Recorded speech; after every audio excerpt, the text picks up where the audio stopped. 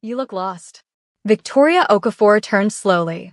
The woman beside her at the drinks table was the kind of polished that took decades to achieve: silver jewelry, structured gown, the particular stillness of someone who had been deciding what belonged in rooms like this for 30 years. She was smiling. The smile did not reach anything behind it. "I'm fine," Victoria said simply. She picked up her glass. "These events have a very particular guest profile," the woman continued. Her voice was low and conversational, designed to sound like concern. "I'm sure whoever invited you meant well, but perhaps didn't consider how you might stand out." Victoria set the glass back down, turned to face her fully. "I came with Shin Hyunwoo," she said. "Would you like me to get him?" Madam Park smiled wider, stepped closer. The room around them continued its noise, but in their immediate orbit something had contracted. "I know exactly who you are," she said quietly. "And I know exactly what you are to him. I'm telling you, as someone who has known this family since before you were a thought, that you will not last here. Women like you are temporary." Victoria held her gaze. "Women like me. Outsiders," Madam Park said. "Dressed up." Victoria looked at her for a long moment. Then she smiled, not warmly. The smile of someone who has just understood exactly what they're dealing with. "You've been standing here for 5 minutes," Victoria said, "trying to make me feel like I don't belong. And I haven't moved an inch." She tilted her head slightly. "Does that tell you something?" Madam Park's eyes narrowed. "You have no idea who I am." "No," Victoria said simply. "And you have no idea who I am either. The difference is, I'm not the one who came looking." She picked up her glass and turned away, dismissing her. Completely. In front of everyone nearby. That was the line Madam Park could not absorb. Being dismissed. By her. In this room. "You should learn how these rooms work before embarrassing yourself in one," Madam Park said quietly. Her hand came up. Open hand. Deliberate. The crack of it cut through the nearest conversations like a blade. The room froze. Victoria stood very still. She touched her cheek with 2 fingers. Looked at her hand. Then looked back at Madam Park with the full unhurried attention of someone who has made a decision. And slapped her back. Same energy. Same precision. Completely controlled. Nobody in that room had ever seen anyone hit Madam Park before. Madam Park stumbled. Her hand flew to her face. A woman nearby gasped. Someone's drink went down on a table too hard. And from across the gala floor, Shin Hyunwoo, who had caught the last few seconds of the incident, set his glass down and started moving through the crowd. "Stay with me. Because what comes out after that slap is going to change everything in that room. Like the video, subscribe, and don't go anywhere. You don't want to miss this." 3 weeks before that, Victoria had been sitting on Amara's sofa with her coat still on. She hadn't planned to come. She had gotten out of Heinwa's car outside her building, gone upstairs, stood in her kitchen for 4 minutes, and then picked up her bag and walked 3 streets to Amara's. Some things needed to be said out loud to become real. Amara opened the door, took one look at Victoria, and put the kettle on without asking questions. Victoria told her everything: dinner with the Shin family, Mrs. Shin taking her hands, Jumu hugging her twice at the door, Ji-yeon's apology, and Mrs. Shin quietly telling her to keep him. Amara stared at her across the coffee table. "His mother told you to keep him?" "Yes." "And what did you say?" "Nothing." Amara blinked. Victoria Okafor. Victoria almost smiled. She understood. Obviously she understood. The woman raised a Korean mafia boss. She can read a rune. Amara shook her head. Then she looked at her friend, really looked at her, the way she had been looking at her for 12 years, through every version of her. "You're happy," she said. Not a question. Victoria considered denying it. Then didn't. "Yes." Quietly. "But yes." At the Shin family home that same night, Junwoo found his brother in the kitchen, which was where Hyunwoo went when he needed to think and didn't want anyone to know he was thinking. "How did it go?" Junwoo said. Hyunwoo looked at him. "She stayed." Junwoo exhaled long and slow, like he had been holding it since the moment he had walked into that dining room and seen the look on his brother's face. Then, obviously, already turning, already grinning, Hyunwoo watched him leave. Then stood in the quiet kitchen for a moment. The weight he had been carrying for longer than he could name had shifted tonight, and he was still getting used to what that felt like. Victoria's apartment reflected her perfectly clean, organized, lived in without trying to impress anyone. Amara had a key and used it with the casual authority of someone who had earned that right over 12 years of friendship. She was the one person who got the unfiltered version of everything, the version Victoria didn't package or present or make palatable for any room. Back at the office, things had shifted in the way offices shift when something in the social architecture has changed, but nobody has announced it. People read the air and adjust it accordingly. Jiyeon was professional. Warmer than before in a way she hadn't fully committed to yet, still finding the right distance. Victoria let her find it without rushing her. Hyunwoo passed her desk once in the late morning without stopping. Just a look, brief, direct, carrying more than it showed. She went back to her screen. She was almost smiling, and she let herself almost smile, and that was enough for now. He took her to dinner 3 days later. A small restaurant, no printed menu, just whatever the kitchen had decided that evening, presented without explanation and expected to be trusted. No visible security, though she understood by now that they were always nearby. He asked her, over the second course, what she actually did on days that weren't about work. She told him, she read, she cooked badly and didn't care. She went on long walks without a destination and called it thinking. He listened the way he listened to everything, with his full attention, nothing performed. She asked him the same question. He thought about it with the particular expression of someone who has genuinely never been asked before. Then I drive. Late at night. Just drive. She looked at him. Where? Nowhere in particular. She set her fork down. That's the saddest thing you've ever said. He looked back at her. Come with me next time. Okay, she said. The drive happened 2 nights later. Late, city lights, music she chose playing low. He didn't say much. She didn't either. At one point she said, "Is it always this quiet in your head?" He said, "No. This is new."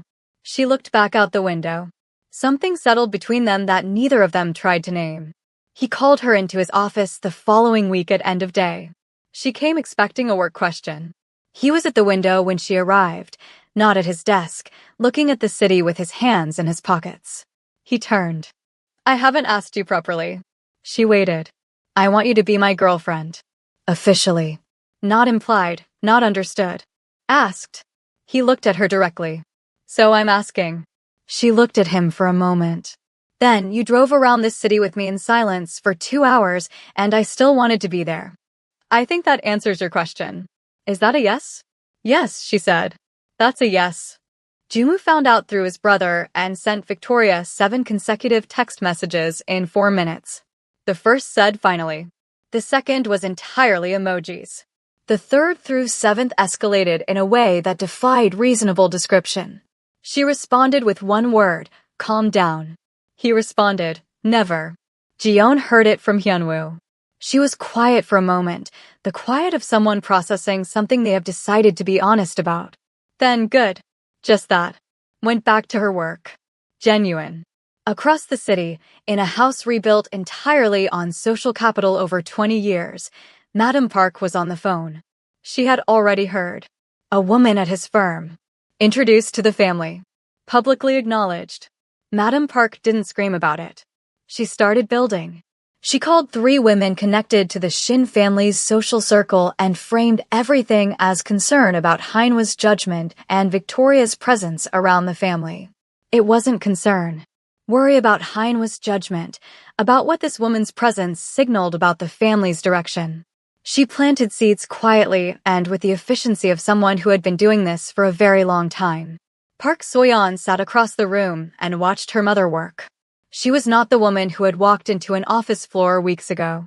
That woman had been operating on emotion and the refusal to accept something simply true.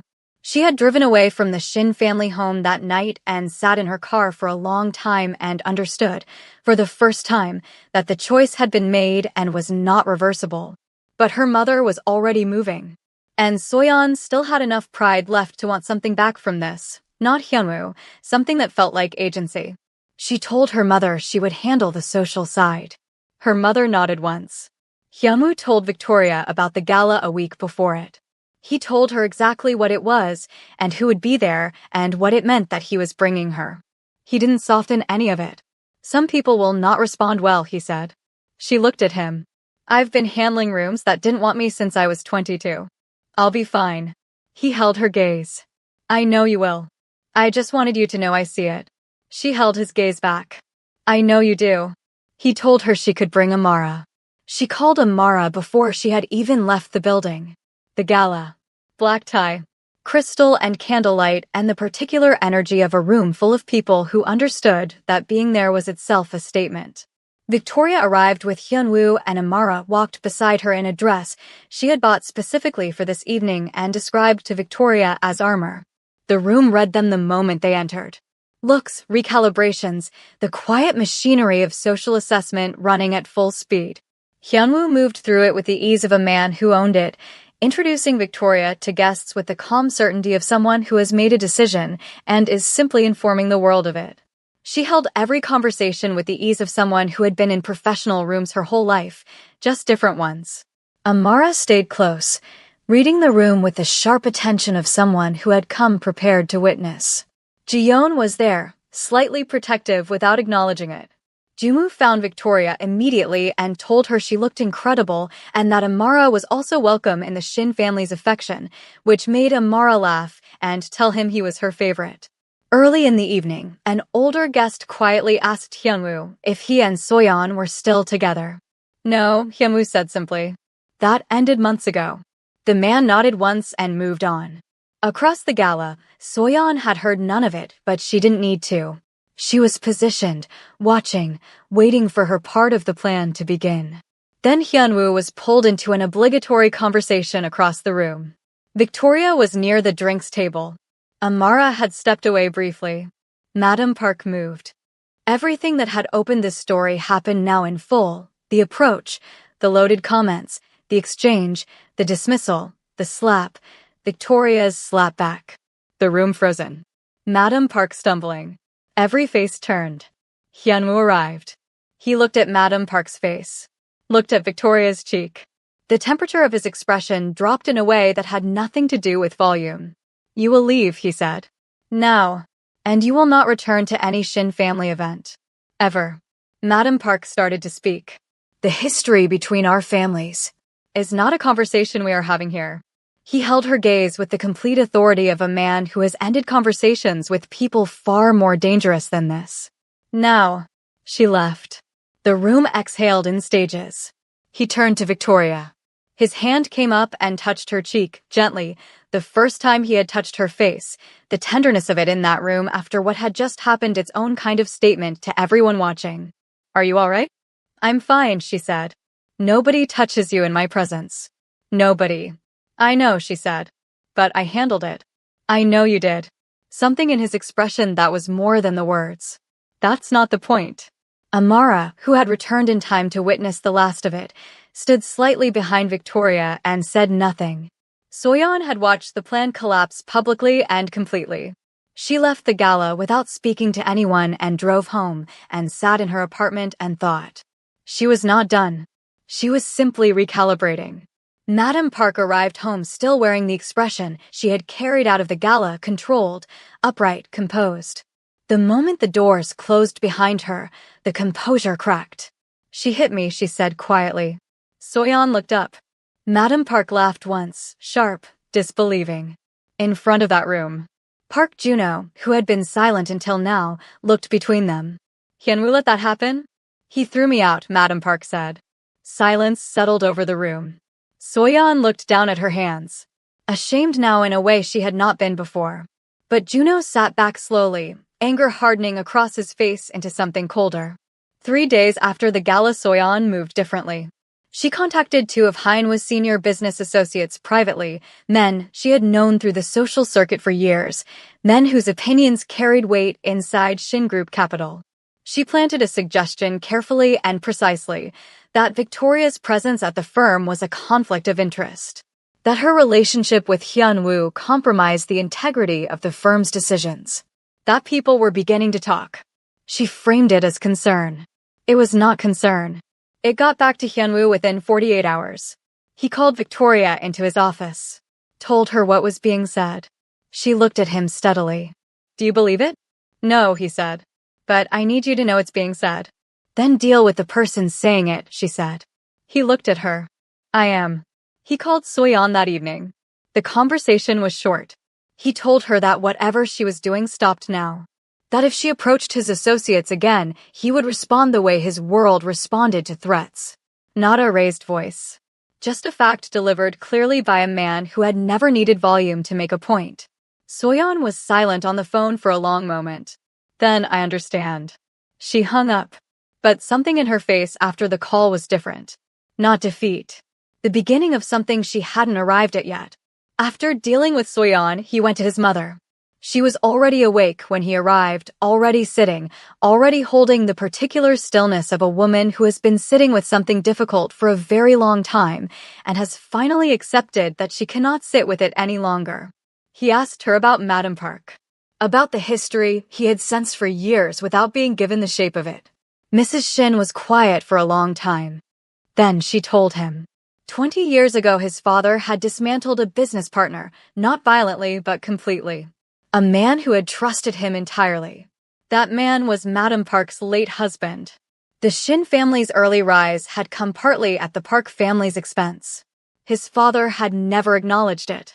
Mrs. Shin had known and carried it because by the time Hyunwoo was old enough to understand, his father was already gone and she hadn't wanted to add a dead man's sins to a living son's weight. Madam Park had known for years. Mrs. Shin admitted she kept it from Hyunwoo because he was already carrying enough. Outside the house something moved in the garden. Then, it doesn't change anything. Whatever he did, that's not Victoria's burden. And it's not yours anymore, Mrs. Shin said. Mrs. Shin looked at her son. Then said, she came to see me today. Before the gala. Hyunwoo looked up. Victoria. She came to ask if I was all right. She didn't know about any of this. She just came. A pause. Your father never had someone like that. The words settled between them in the quiet room. Park Juno had watched his family collapse piece by piece over the past few weeks. Unlike his mother, he wasn't patient or strategic. He was angry. And anger made him reckless. He made his move on a quiet evening outside Shin Group Capital, a confrontation he had not fully planned, which was the first and most significant mistake.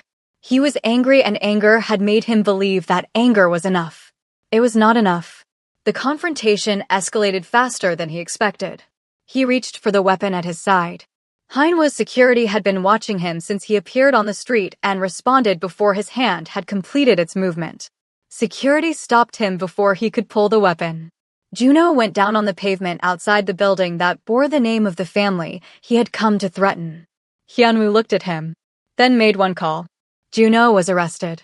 The investigation that followed opened threads into the Park family's financial dealings that Madam Park had kept carefully buried for 2 decades. Everything she had rebuilt, every connection, every carefully maintained relationship, every seed she had planted in 20 years of social architecture came apart in the space of one investigation. The Park family was not just socially finished. They were legally finished. Everything Madam Park had spent 20 years rebuilding collapsed faster than she had ever imagined possible. 3 days after her brother's arrest, Soyeon found Victoria at the small coffee shop Victoria went to most mornings. She had asked Ju-woo, who had told her because he understood, in the particular way of someone who had been watching this story from the beginning, that this conversation needed to happen. Soyeon sat across from her without asking permission. Victoria looked at her. Said nothing. Waited. Soyeon didn't apologize immediately. My brother is in a hospital bed, she said. My mother's name is in a legal document. Everything my family spent 20 years building is gone. She paused. I need you to know I didn't know he was going to do that. Victoria looked at her steadily. I believe you. Soyeon looked slightly surprised. Then she looked down at her hands. I came back differently. I thought I was being smart. I thought if I was strategic enough, composed enough, she stopped. Started again. I kept telling myself I was protecting something. But I couldn't accept that he chose. That it was final. It was always final, Victoria said. Soyeon nodded slowly. Like she was pressing something down that had been held up for a very long time. I know that now. She looked at Victoria directly, the first time in this entire story that she had looked at her without agenda behind it. You didn't take anything from me. He just chose.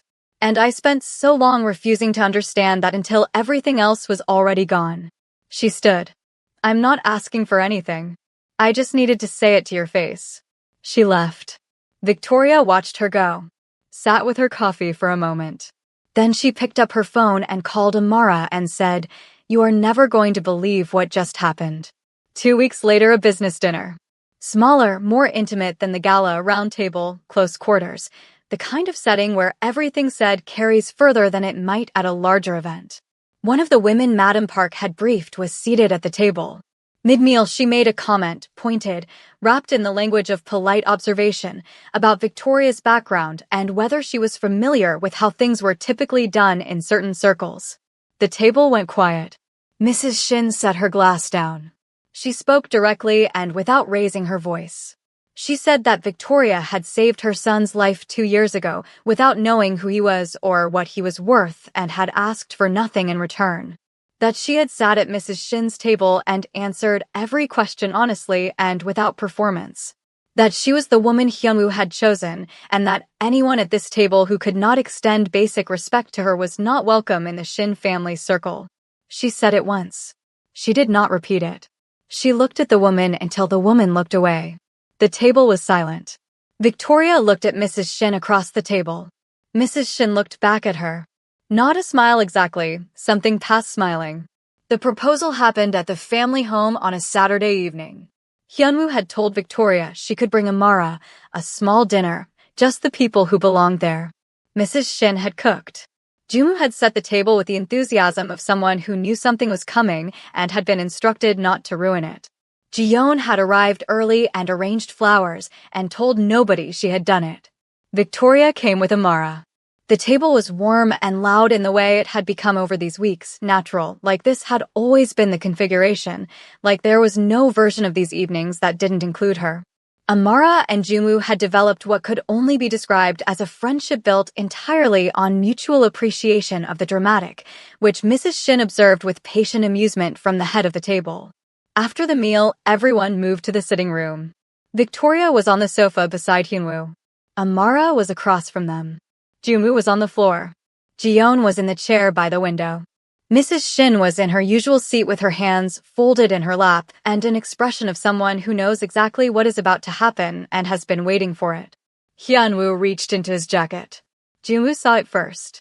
Went completely still, the stillness of someone who has been vibrating at a constant frequency and has suddenly stopped.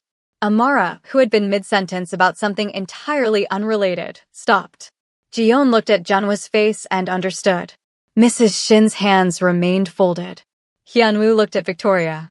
Said her name once. Just her name, the way you say someone's name when it is enough on its own.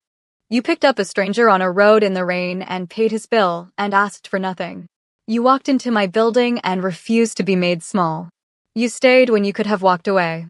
You came to check on my mother before you knew what she was carrying. He paused. I don't want a future that doesn't have you in it. I want you here. Permanently. He opened the box. Amara made a sound she immediately pressed both hands over. Joomoo stood up and then didn't know what to do standing and sat back down. Jiyeon was crying and had made the decision not to acknowledge it. Mrs. Shin sat with her hands folded and her eyes very bright and her face carrying the particular expression of a woman who has been waiting for something to arrive and is watching it arrive. Victoria looked at the ring. Looked at him. Looked at the room. Amara with both hands over her mouth. Joomoo incapable of stillness. Jiyeon crying quietly. Mrs. Shin watching with everything she had. She looked back at Hyunwoo. Yes, she said. The room came alive all at once. Joomoo was immediately and irreversibly too loud. Amara was on her feet. Jiyeon stopped pretending she wasn't crying. Mrs. Shin stood and crossed to Victoria and held her face in both hands and said, "Welcome home." Every syllable of it meant. Every syllable of it earned. 2 months later, Victoria Okafor became Victoria Shin in a ceremony that was small by the standards of what the Shin name could have produced and exactly right by every other standard that mattered. Mrs. Shin cried properly this time and made no attempt to hide it. Jungwoo gave a speech that was too long and completely perfect. At one point, he described the moment he had seen Victoria's face on his brother's phone and recognized her from a hospital lobby 2 years prior, and the room went very quiet before someone started crying, and then several people started crying and Jungwoo looked pleased with himself in the particular way of someone who has just realized they have said exactly the right thing. Jiyeon stood beside Victoria as her bridesmaid, genuine now in a way she had learned to be slowly. Amara caught the bouquet, told everyone immediately and with great conviction that she had not been trying to, was not believed by a single person in the room, including the woman standing directly beside her who had watched her position herself for exactly that purpose. Hyunwoo stood at the front of that room and watched Victoria walk toward him and felt something in him finally go quiet for the first time in years. If you enjoyed this story, don't forget to like, subscribe, and hit the notification bell so you never miss what comes next on this channel. Tell me in the comments, what was the moment that got you? I read every single one of them. Thank you for watching.